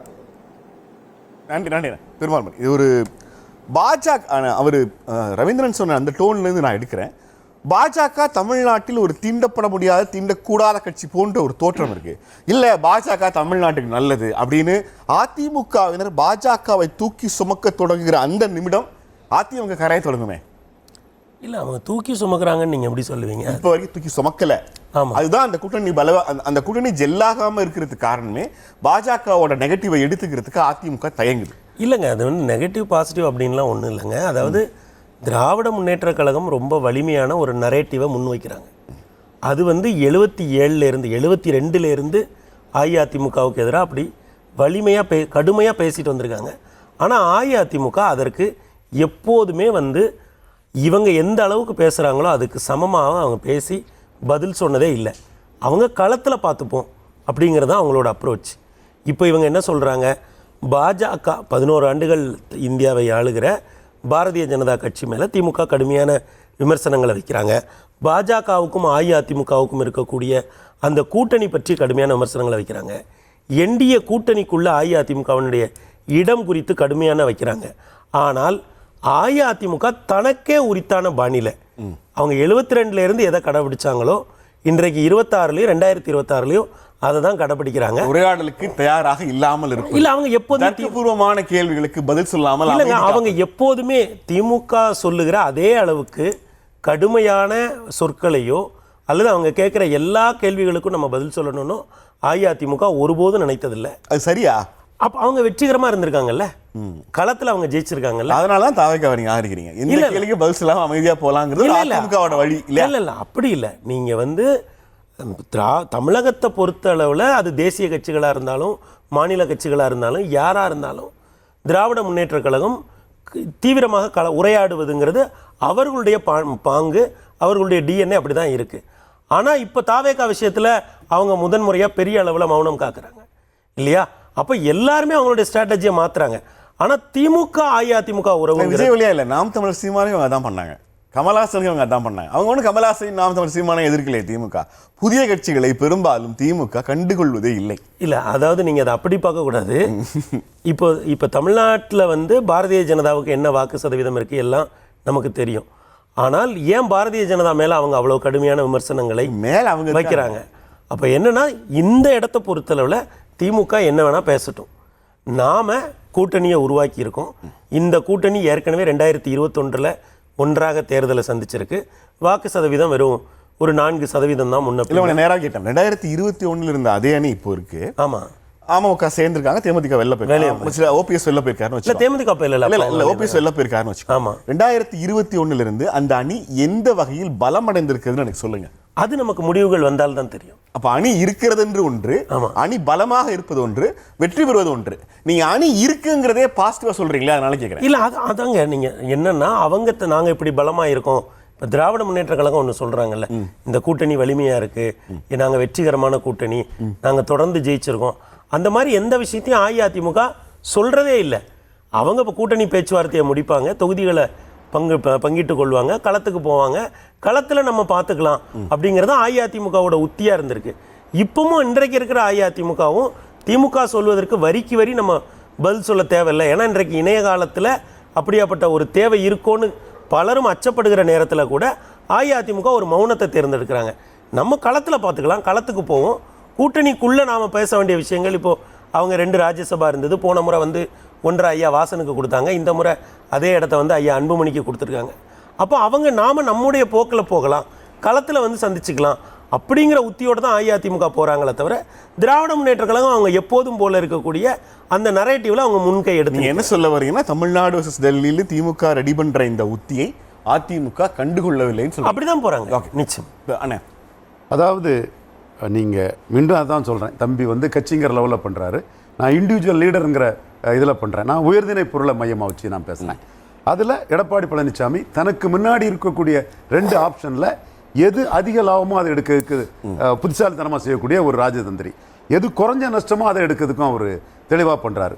அந்த வகையில் தான் மக்களவை தேர்தல் முடிவுக்கு பிறகு சட்டமன்ற தேர்தலில் என்ன தேசிய கட்சி பாஜகவுக்கு என்ன இருக்குது, என்ன ரெலவன்ஸ் இருக்குங்கிற பாஜக கூட அவர் போகிறாருன்னா, பாஜகவால் அண்ணாமலையால் இவருக்கு இணையாட்டி இன்னொரு கூட்டணி அமைக்கிறதுக்குள்ள சக்தி சென்ட்ரல் பவரோட இருக்குங்கிறது தெரியும். இன்னொன்று அப்படி ஒன்று அமையும் போது பாமக போன்ற கட்சிகள் பாஜகவை காட்டி மிகப்பெரிய அளவில் பார்கெயின் பண்ணுவாங்க. இப்போ அந்த சூழ்நிலை தெரியல, பாஜக போகவும் வாய்ப்பு இருக்கு. பார்கெனிங் பண்ணாலும் இன்னைக்கு 18 முடிஞ்சது 20, 22, 30ங்கிற அளவுக்கு போயிருக்கும். அங்க பாஜக கூட போறதுக்கும் ஒரு வாய்ப்பு வந்திருக்கும். சோ அந்த இடத்துக்குள்ள சமர்த்தரா அந்த முடிவை பிராக்டிகல் டிசிஷன் நீங்க சொல்ல வர்றது 2000 பிராக்டிகல் டிசிஷன் எடுக்கிறார். பாஜகவோட கூட்டணி வைக்கலனா 2வது இடத்துக்கு பாஜகவே வந்துரும் எடப்பாடி நினைக்கிறார். வாய்ப்பு உண்டு, பல இடங்கள்ல வந்துருங்கிறதா உண்மை. அந்த இடத்துக்குள்ளதான் அவர் ஏன் 8 விழுக்காடு எடுத்த சீமான அண்ணாமலை சீவன் கேம்டேட்டை ப்ரொஜெக்ட் பண்ண இருந்தாரு. பிஎம்ஓ அது 2 காமனாக உள்ளவங்களாம் அதை செய்துட்டாங்கன்னா 28 விழுக்காடு அரித்மெட்டிக்கே வந்துருதே, 26 விழுக்காடு அரித்மெட்டிக்கே வந்துருதே.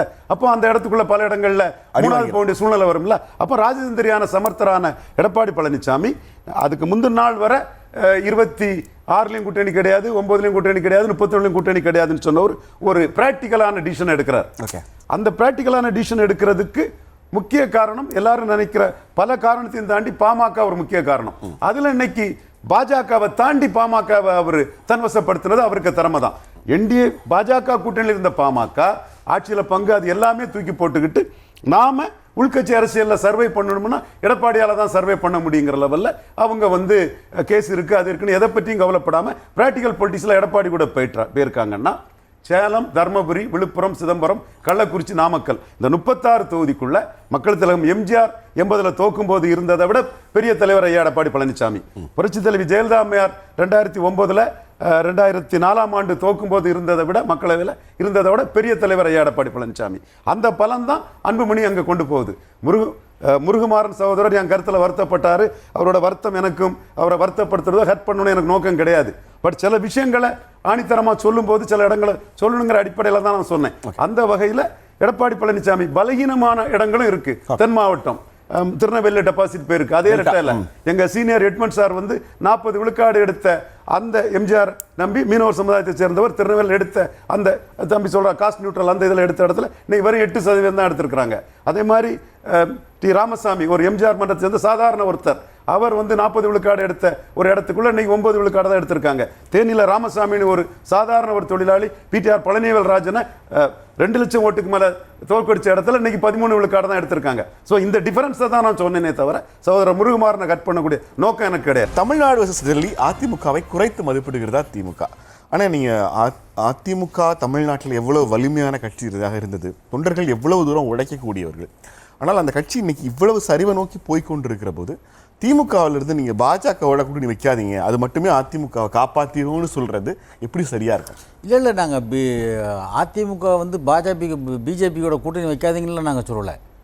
பாஜக உங்களுக்கு பெரிய ஆபத்தை விளைவிக்க போகுது, உங்களை சாப்பிட்ற போகுது அப்படின்னு தான் நாங்கள் அடுத்த நிதிஷ்குமார் ரேஞ்சுகளை சொல்கிறீங்க. ஆமாம், நிதிஷ்குமார் ரேஞ்சு தானே. இப்போ தேஜஸ்வி யாரோ என்ன சொன்னாப்புல எலெக்ஷனுக்கு முன்னாடி 3 மாதத்தில் ஒரு 4 மாதத்தில் மாற்றிடுவாருன்னு சொன்னாங்க. இப்போ 3 மாதம் 4 மாதத்தில் கதையை முடிச்சிட்டாங்கல்ல. அது நடந்துச்சா இல்லையா?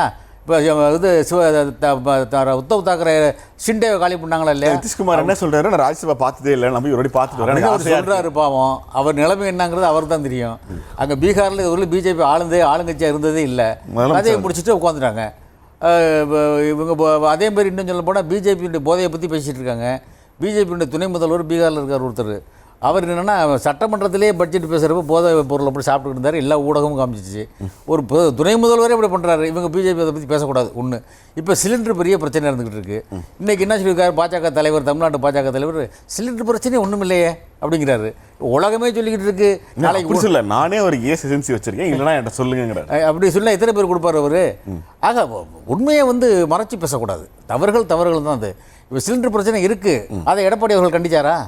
தமிழ்நாடு அரசுக்கு என்ன பண்ணுச்சுன்னா தமிழ்நாடு அரசு என்ன பண்ண முடியும்? தமிழ்நாடு அரசு என்ன பண்ண முடியும்? நாங்கள் அது கேஸ் ஏஜென்சி எங்கள் கண்ட்ரோலில் இருக்குது. தமிழ்நாடு மத்திய பெட்ரோல் அமைச்சர் தான் அதை முடிவு எடுக்கணும்.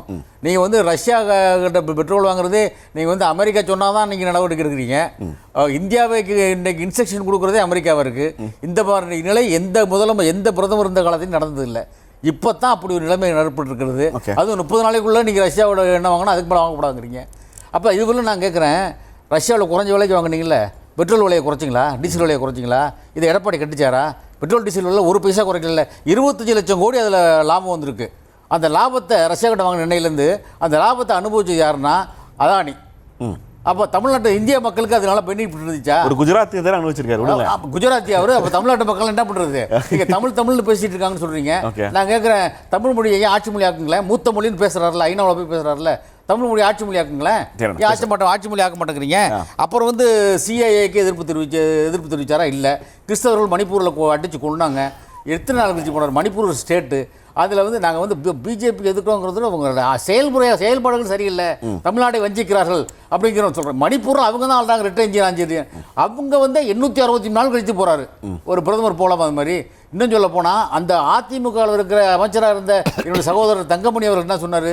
தமிழ்நாட்டில் டபுள் இன்ஜின் ஆட்சி இருக்கலாம், தப்பு இல்லைன்னு சொன்னார். அதை என்ன அப்போ அப்படின்னா என்ன பிஜேபி ஆளுறது தப்பு இல்லைன்னு தான் நினைக்கிறாங்க அவங்க. டபுள் என்ஜின்ங்கிறது டெல்லி என்ஜின் தமிழ்நாட்டுக்கு வருது. தமிழ்நாடு இல்லை, டெல்லி என்ஜினும் அண்ணா தமிழ்நாட்டை வந்து சேர்த்து பண்ணுறாங்கன்னா இது என்னங்க அது? எந்த காலத்தில் தேசியத்தை வந்து இந்த பிஜேபி நம்ம ஏற்றுக்கிட்டு இருந்திருக்கோம். இன்னொரு தலைவர் சொல்கிறாரு டெல்லியிலேருந்து தமிழ்நாட்டை ஆண்டா என்ன தப்பு இருக்குங்கிறாரு. அதில் இருக்க முன்னணி தலைவர் இப்படிலாம் பேசுகிறாங்க அதிமுக. அப்போ அவங்க டோட்டலி சரண்டர் டு பிஜேபி. அந்த இதைத்தான் நாங்கள் விரும்பலை. தமிழ்நாடு தனித்துவமோடு தமிழ்நாடு இருக்கணும். தமிழ்நாடு என்ற பெயர் வந்து விருதுநகரில் ஒருத்தர் நம்முடைய சங்கரலிங்கர் நாடார் வந்து தமிழ்நாடு வேணும்னு சொல்லி 74 நாள் உண்ணாவிரதம் இருந்து இறந்தார். அதை மனதில் வைத்து அவர் செய்த கோரிக்கையை ஏற்றி நிறைவேற்றினார் அண்ணா அவர்கள். தமிழ்நாடு என்று பேர் வச்சார். அப்படி தமிழ்நாடு என்று பேர் வைத்து தனித்துவமிக்க நம்ம ஒரு மாநிலமாக பிறந்தவர் மாநில சுயாட்சியை வலியுறுத்தி கேட்டுக்கொண்டிருந்த நமக்கு இன்றைக்கு அதெல்லாம் போகக்கூடிய நிலைக்கு நீங்கள் ஆளாக்கி விடக்கூடாது. அதற்கு நீங்கள் வழிவகுத்து கூடாது. எப்போதும் இந்திக்கார அண்ணா சொல்லுவார், வடக்கத்தவர்கள் நல்லவர்களும் அல்ல நம்மவர்களும் அல்ல பாரு. அதை தான் நாங்களும் சொல்கிறோம். நீங்கள் அவ்வளோ நம்புகிறீர்களே, நம்பி ஏமாற்றி விடாதீர்கள், ஜாக்கிரதையாக இருங்க, தமிழ்நாட்டை வீணடித்து விடார்கள் நாங்கள் சொல்லுவோம். முருகுமாறன், எடப்பாடி அதிமுக இவற்றின் மீதான குறைகள் விமர்சனங்கள்லாம் தாண்டி டெல்லியிலிருந்து உட்கார்ந்துக்கிட்டு தமிழ்நாட்டை ஆள முடியாதுன்னு ஒரு புகார் வர்றப்போ இல்லைங்க அதிமுக தமிழ்நாட்டை தான் அதிமுக தான் ஆளும், டெல்லி ஆளாது அப்படிங்கிறதுக்கு எந்த பதிலையும் ஃபேமா இப்போ வரைக்கும் நீங்கள் முன்வைக்க மாட்டேங்கிறீங்களே? நிறைவு கருத்து. அண்ணா திராவிட முன்னேற்ற கழகத்தை பொறுத்தவரையில் 2026 நடைபெறக்கின்ற சட்டமன்ற பொதுத் தேர்தலில் அறுதி பெரும்பான்மை பெற்று புரட்சித் தலைவர் எடப்பாடியார் தலைமையில் மிகச்சிறப்பான நல்லாட்சி நடைபெறும். அதில் எந்த விதமான கருத்து வேறுபாடும் எங்களுக்கு இல்லை. அண்ணன் அவர்கள் நிதிஷ்குமார் அவர்கள் பற்றி சொன்னார்கள். நிதிஷ்குமார் அவர்கள் 5 முறை இந்த நாட்டினுடைய பீகார் மாநிலத்தினுடைய முதலமைச்சராக இருந்தார். அவர் எம்எல்ஏ எலெக்ஷன்லாம் நிற்கல. கடந்த முறை முதல் கட்சின்னு பார்த்தீங்கன்னா இங்கே ஆர்ஜேடி, 2வது கட்சி பார்த்தீங்கன்னா பிஜேபி, 3வது கட்சி தான் அவர். 3வது கட்சியை இருந்த 3வது இடத்துல இருந்தவர் 5 ஆண்டுகள், முதல் 3 ஆண்டுகள் ஆர்ஜேடி கூட கூட்டணி, அடுத்த 2வது பிஜேபி கூட கூட்டணி. அது அவருடைய கலாச்சாரம். எனவே அரசியலுக்கு முன்னே செல்வதும் பின்னே செல்வதும் கூட்டி கழித்து பார்க்கின்ற கணக்குகளை பார்க்கின்ற போது அவர்களுக்கு சில சேதாரங்கள் கூட ஏற்படலாம். ஆனால் அண்ணா திராவிட முன்னேற்ற கழகத்தை பொறுத்தவரை எங்கள் கணக்கு தெளிவான கணக்கு. கூட்டி கழித்து வகுத்து பெருத்து எப்படி பார்த்தாலும் புரட்சித் தமிழர் எடப்பாடியார் 2026 தமிழ்நாட்டின் முதலமைச்சராக இருப்பார். சுயமரியாதையோடு தமிழர்களுடைய மானத்தை காக்கின்ற அளவிற்கு அதிமுக தலைமை தாங்கி ஆட்சியை நடத்தும். நன்றி நன்றி நன்றி. ஒரே சொல்லுங்க. அதாவது சொல்கிறாங்க, பிரதமர் மோடி அவர்கள் மதுரையில் நடந்த கூட்டத்திலே பேசுகிற போது தேசிய ஜனநாயக கூட்டணி தான் ஆட்சி அமைக்கும் என்று சொன்னார். எடப்பாடி அவர்கள் முதலமைச்சராக ஆக்குவோம் என்று ஒரு வார்த்தை கூட சொல்லவில்லை. ஒரு சுருக்கமாக ஒரே வரியில் அதிமுகவை பாஜக கட்டுப்படுத்துகிறது. தேசிய ஜனநாயக முருகுமாறன் சொல்லுங்க முருகுமாறன். இல்ல, தேசிய ஜனநாயக கூட்டணி என்றுதான் பாரத பிரதமர் அவர்களும் மத்திய உள்துறை அமைச்சர்களும் இந்தியா முழுவதும் தேர்தல் பரப்பில் சொல்லுகிற போது சொல்லுகிறார்கள். ஆனால் மாநிலம் என்று வருகிற பொழுதுதான் அண்ணா திராவிட முன்னேற்ற கழகம் ஆட்சி அமைக்கும் என்று நாங்கள் சொல்லுகிறோம். அதில் எங்களுக்குள் எந்த கருத்து வேறுபாடும் இல்லை. அதிமுக தலைமையாக நடத்தும். நன்றி நன்றி. அதிமுகவை பாஜக கட்டுப்படுத்துகிறதுங்கிற பொலிட்டிக்கல் பெர்செப்ஷன் தமிழ்நாட்டில் ஒர்க் அவுட் ஆயிருக்கா இல்லையா? இல்லைங்க, அது ஒர்க் அவுட் ஆகல. எங்க கட்டுப்படுத்தி இருக்கு? எங்க 19 கட்டுப்படுத்தி இருக்காங்கிறது உண்மை. நான் அதை கேட்கல. திமுக எடுத்து வைக்கிற இந்த வாதத்தை மக்கள் ஏத்துக்கிட்டாங்களா? இல்லைங்களே. அப்படி இருந்தா 2021 வாக்கு சதவீதம் 10 ஆண்டு கால ஆன்டி இன்கம்பன்சிக்கு பிறகு பாரதிய ஜனதா இருந்த அந்த கூட்டணிக்கும் 10 ஆண்டு கால ஆட்சி அதிகாரம் இல்லாமல் ஆட்சி அதிகாரத்துக்கு போட்டியிட்ட திராவிட முன்னேற்ற கழகத்தோட கூட்டணிக்கும் வாக்கு சதவீதம் வெறும் 4.5 தானே. அப்போ எங்க இது வந்து கட்டுப்படுத்தி இருக்கு? அதாவது இப்போ 2019 தேர்தலில் என்டிஏ கூட்டணி இந்தியா முழுக்க 8 மாநிலத்தில் 50% மேலே வாங்கினாங்க. ஆனால் இந்தியா கூட்டணி தமிழ்நாட்டில் மட்டும்தான் 50% மேலே வாங்கினாங்க. ஆனால் 2021 என்ன ஆச்சு? அதாவது தமிழகத்தை பொறுத்தளவில் சட்டமன்ற தேர்தலில் வந்து இந்த வாதம் எடுபடுறதில்லை. ஆனால் பாராளுமன்ற தேர்தலில் அது அவங்களுக்கு அந்த வாக்கு சதவீத வித்தியாசம் இருக்குல்ல, அது நிச்சயமாக ஒரு பலனை கொடுக்க தான் செய்யுது. அதிமுகவை பாஜக கட்டுப்படுத்துகிறதுங்கிற திமுகவோட நரேஷன் எடுபடுதா காலத்தில்? பாஜக எதிர்ப்பு ஓட்டை அவங்க கன்சால்டேட் பண்ணுறாங்க.